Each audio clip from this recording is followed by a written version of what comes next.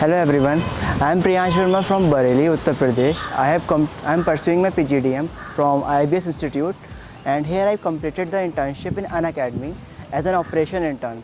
I have learned a lot of things as an operation intern. Like there I have got to know about how to retool work. We made the lessons there. As the AirLearn app they started, so we are learning how can we learn new languages through the Unacademy apps like Spanish, German, French and Japanese and all these languages. And what I basically learned from there, we have gone through our particular array, how can we discuss our problems with our senior managers and with our junior peoples.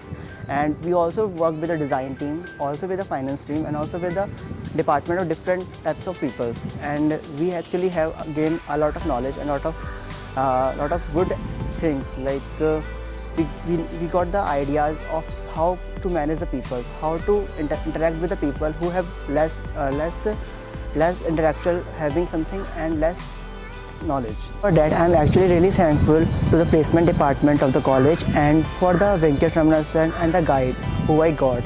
Actually they support me in a way how can I complete my internship in a proper manner, and they told me how to be more intellectual and how to be more cohesive with the peers I got in the internship during the internship. So thanks for that also.